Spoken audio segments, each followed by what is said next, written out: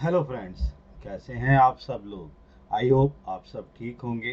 तो आज फिर तैयार हैं हम इंट्राडे एंड डिलीवरी के लिए फ्यूचर एंड ऑप्शन के कुछ स्टॉक्स लेकर। तो सबसे पहले राधे राधे। तो ना स्टार्ट करते हैं इंट्राडे एंड डिलीवरी के शेयर। तो सबसे पहले हमारे पास क्या शेयर है वो देख लेते हैं। तो आज हमारे पास शेयर है बीपीसीएल का। इसका प्राइस है 666 का। इसके बारे में हम दो तीन चीजें चेक कर लेते हैं। नाउ अगर हम इसका टेक्निकली चार्ट देखते हैं तो कल एक बहुत बड़ा उछाल इसमें नजर आया।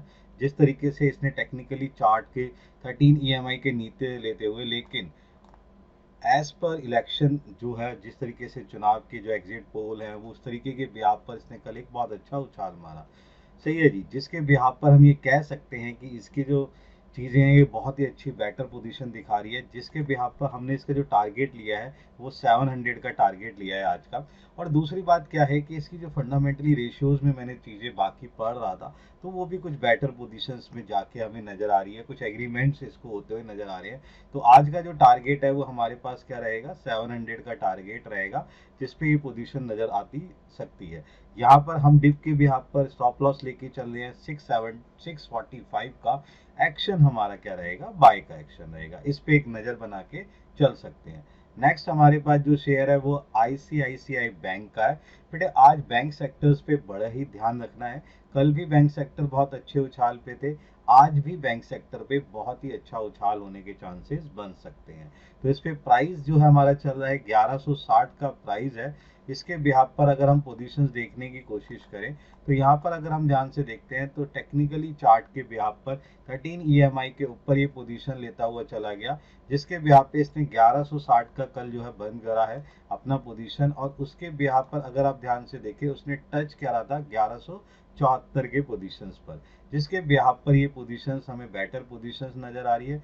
कुछ दिन के कंसोलिडेट के बाद ये प्राइवेट बैंक बहुत ही अच्छा वर्कआउट करता हुआ जा रहा है। जिसके बिहाफ पर हमने दो तीन चीजें देखी। इसकी फंडामेंटली इसे स्ट्रांग है। जिस तरीके से इसकी रेशियो में वर्कआउट एक बेटर पोजीशन लेते हुए चल रहा है। इसका इंपॉर्टेंट लेवल जो है 1083 का है। जिसके बिहाफ पर ये काफी ऊपर अभी पोजीशन है 13 ईएमआई। और इलेक्शन के जिस तरीके की पोजीशन यहाँ पे नजर आ रही है, बिहाफ पर हमने जो इसका टारगेट ले रखा है ये 1200 का टारगेट है। यहाँ टारगेट पोजीशंस लेके चल रहे हैं। और स्टॉप लॉस जो हम लेके चल रहे हैं उसकी थोड़ी सी डिप पोजीशंस के बिहाफ पर जो लेके चल रहे हैं वो है हमारा 1140 का। एक्शन हमारा क्या रहेगा, बाय का एक्शन रहेगा। इस पे भी आप क्या कर सकते हैं, एक नजर बना के चल सकते हैं। नेक्स्ट हमारे पास जो शेयर है वो शेयर है IRFC का। इसका प्राइस क्या है, 188 का प्राइस है। इस पे आप एक नजर बना के चलिए, ध्यान से देखते हैं। इसकी टेक्निकल चार्ट्स को पे भी एक नजर मान लेते हैं। तो कल भी अगर ध्यान से देखें तो एक बहुत ही अच्छी उछाल के साथ इसने पोजीशन ली थी। एंट्री पोजीशंस अगर आप ध्यान से देखें तो ये अपना पोजीशन 199 के बिहाफ पर चल रहा था, जहां पर ये 200 ये टच कर चुका था। और उसके बिहाफ पर इसकी जो क्लोजिंग गई है 188.5 की गई है। 13 ईएमआई के ब्याज पर गया है। इलेक्शन का फिर इसके ऊपर इम्पैक्ट पड़ता हुआ जिस तरीके से वैल्यूएशन ये दिखा रहा है वही चीज आज भी नजर आ सकती है। यहाँ पर इसकी फंडामेंटली जो है वो थोड़े से स्ट्रॉन्ग पोजीशंस पे लेके चल रहे हैं। Q4 बेटर निकल के आया है। यहाँ पर टारगेट जो हमने लिया है वो 200 का टारगेट है। लेकिन इसकी डिप पोजीशंस को देखते हुए जो हम पोजीशन के ब्याज पर इसका जो स्टॉप लॉस लेके चल रहे हैं वो स्टॉप लॉस है हमारा 184 का। एक्शन क्या रहेगा, हमारा बाय का एक्शन रहेगा। इस पे भी आप एक नजर बना के चल सकते हैं। नेक्स्ट हमारे पास जो शेयर है वो है जी का इसका प्राइस जो चल रहा है 156 का प्राइस है। इस पे हम एक नजर बना सकते हैं। इस पे देखते हैं हम इसका टेक्निकली चार्ट। अगर टेक्निकली चार्ट अगर आप ध्यान से देखें तो कल इसने भी एक अच्छी पोजीशन ली है। एक बड़ी डिप के बाद इसने एक पोजीशंस जो है बनाने की कोशिश करी, जहां पर अगर आप ध्यान से देखने की कोशिश करेंगे तो यहाँ पर हमारे पास जो हाईएस्ट था उसका गया है 160 का, जो क्लोजिंग देके गया है 155 का। स्ट्रांगली इसकी दो तीन चीजें क्या है कि इसमें जो फंड है वो रिलीज होता हुआ नजर आ रहा है। 6 जून को इसके ऊपर एक बैठक है, उस बैठक के ब्याज पर इसके ब्याज पर फंडिंग की बात की जाएगी। और फंडिंग के हिसाब से इसमें शेयर में एक बढ़ोतरी नजर आती हुई नजर आ सकती है। जिसके ब्याज पे जो टारगेट हमने लिया है 165 का टारगेट लेके जा रहे हैं हम यहाँ पर। और इसकी जो थोड़ी सी डिप पोजीशन जो कंसोलिडेट ये बना के रखा हुआ था उसके ब्याज पर हमने यहाँ पर जो स्टॉप लॉस लिया है वो 150 का स्टॉप लॉस लिया है। एक्शन हमारा बाय का रहेगा। इस पे भी आप एक नजर बना के चल सकते हैं। नेक्स्ट हमारे पास जो शेयर वो है रेडिंगटन का। इसका प्राइस जो है 204 है। इस पे एक नज़र बना के चल सकते हैं। यहाँ पर अगर हम टेक्निकली चार्ट को देखें तो टेक्निकली चार्ट कल 13 EMI के नीचे रहा है, लेकिन ये अपने इंपॉर्टेंट लेवल 190 से अबव है। यहाँ एक पोजीशन हमारे पास नज़र आ रही है कि ये पोजीशन थोड़ा सा आज अब पोजीशन देख के जा सकता है।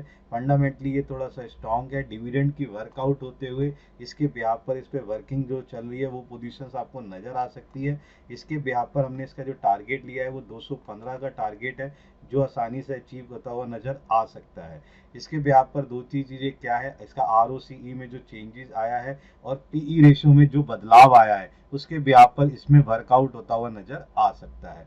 दो तीन चीज़ें क्या है, इसी के बिहाफ पर हमने जो इसका स्टॉप लॉस लिया है वो 201 का स्टॉप लॉस है। एक्शन हमारे पास क्या रहेगा, बाय का एक्शन रहेगा। इस पे भी आप एक नज़र बना के चल सकते हैं। नेक्स्ट शेयर जो है हमारा कोचिन शिपयार्ड का है, जिसका प्राइस 2013 है। इस पे भी एक नज़र बनाते हैं। अगर हम ध्यान से देखते हैं तो यहाँ पर अगर पोजीशंस देखते हैं तो ये बहुत ही अच्छी रैली लेके जा रहा है। जिस तरीके से पोजीशन इसकी अगर आप ध्यान से देखें वर्कआउट जाता हुआ है, लेकिन 1 वीक से जो है ये कंसोलिडेट पोजीशंस पे चल रहा है।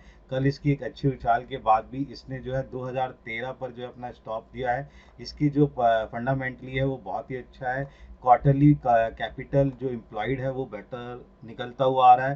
प्रॉफिट एंड लॉस में मैंने देखा कि रिवेन्यूज बढ़ते हुए नजर आ रहे हैं, जिसके बिहाफ पर जो है सेल्स वैल्यूज में एक एग्रीमेंट जो है वो अचीव होते हुए नजर आ रहे हैं, जिसके बिहाफ पर हमने इसका जो टारगेट लिया है 2055 का टारगेट है। लेकिन थोड़ी सी कंसोलिडेट वैल्यूएशन के कारण यहाँ पर जो पोजीशंस निकलती हुई आ रही है वो वैल्यूएशन कुछ और वैल्यूएशन दिखा रही है, जिसके बिहाफ पर वर्कआउट होते हुए यहाँ पर हमने जो इसका जो टारगेट पोजीशंस लिया है वो टारगेट पोजीशंस क्या है 2009 का।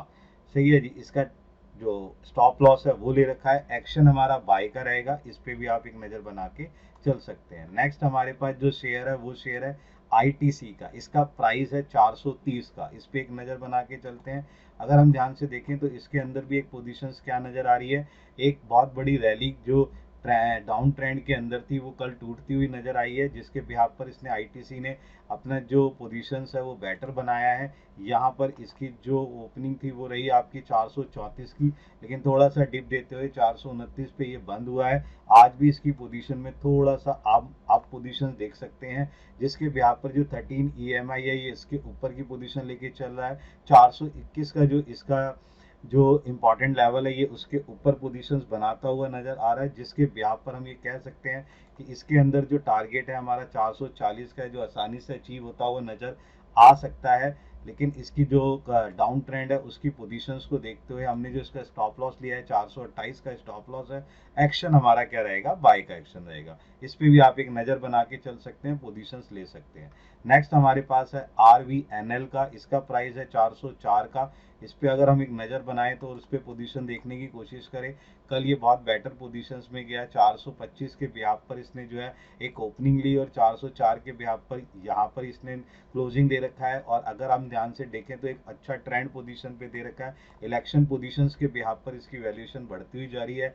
फंडामेंटली थोड़ा सा स्ट्रांग है। रेलवे का एक शेयर होने के कारण इसके ऊपर बहुत ज़बरदस्त नज़र है।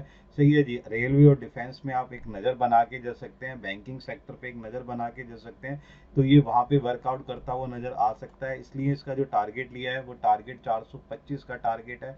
लेकिन थोड़े से यहाँ पे कंसोलिडेट पोजीशंस होने के कारण हमने यहाँ पे स्टॉप लॉस लिया है 400 का। एक्शन लेके चलेंगे बाय का। इस पे भी आप एक नज़र बना के चल सकते हैं। नेक्स्ट हमारी जो कैटेगरी है वो कैटेगरी है फ्यूचर एंड ऑप्शन की। इसमें देखते हैं कि हमारे पास क्या स्टॉक्स हैं। तो सबसे पहले हमारे पास स्टॉक्स आया M&M का। इसका फ्यूचर है 2649 का। इस पे एक नज़र बनाते हैं। अगर ध्यान से देखते हैं तो यहाँ पर अगर पोजीशन देखें तो कल इसने एक बहुत ही अच्छी शानदार पोजीशन लेते हुए 2649 पे अपनी पोजीशंस को बंद करा है, जो आज भी एक अच्छी रैली की पोजीशंस को नजर आता हुआ दिखाई दे सकता है।